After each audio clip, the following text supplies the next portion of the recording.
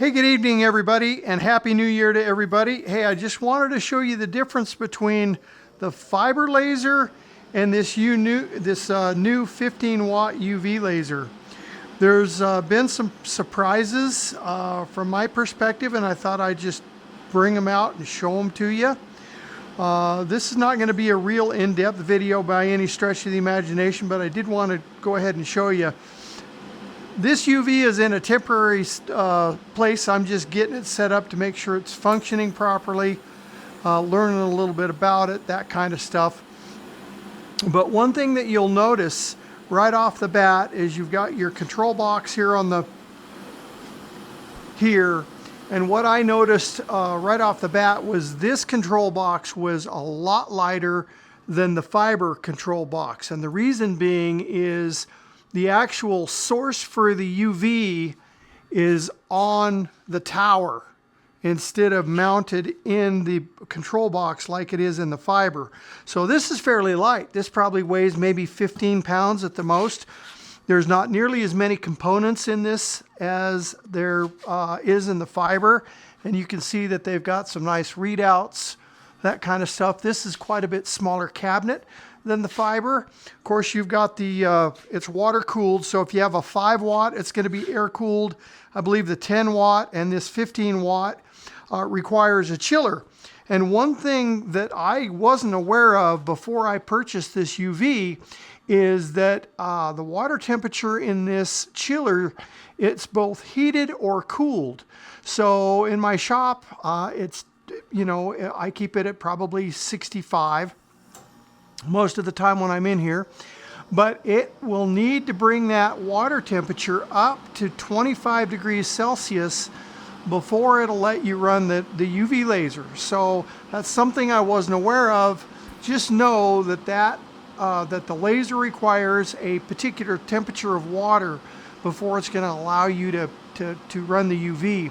When I first fired it up, it was at about 21 degrees, and I was getting an alarm actually on the laser source, and that's what it was. As soon as it came up to 24.5 degrees, I didn't have any problems. Matter of fact, you'll see a couple of lights back here.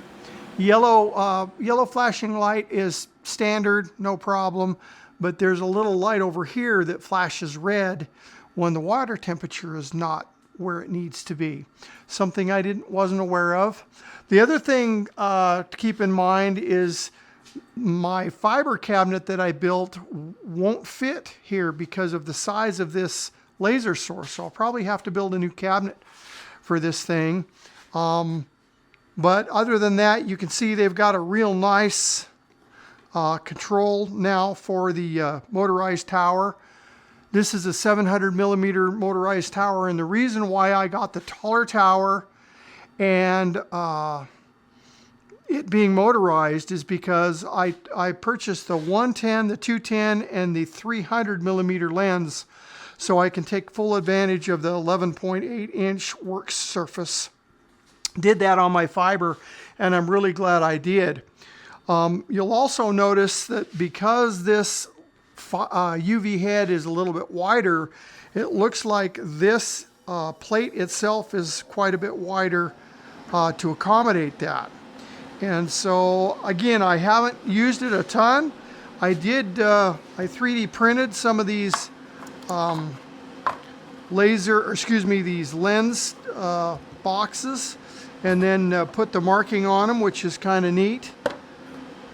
And you can see it does a beautiful job. This is PETG, so I've got those all done. But I really haven't done a lot with it.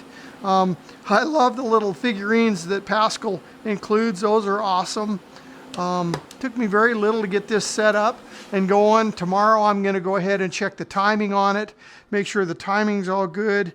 Just remember, if you have a galvo of any kind, you really do need to dial in your timing settings. It just makes your laser that much better.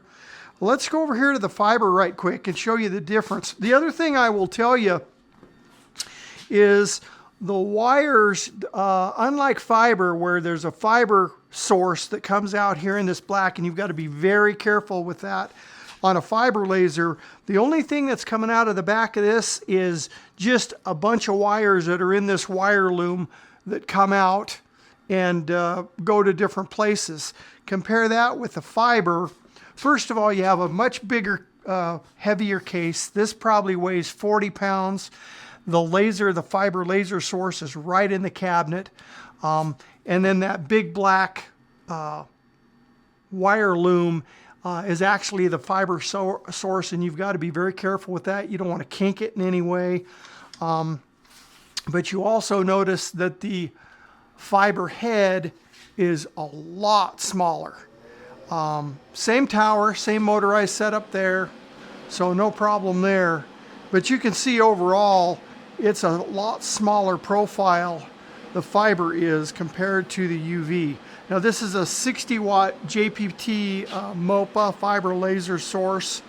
Absolutely love this machine. I've done a ton of work with it.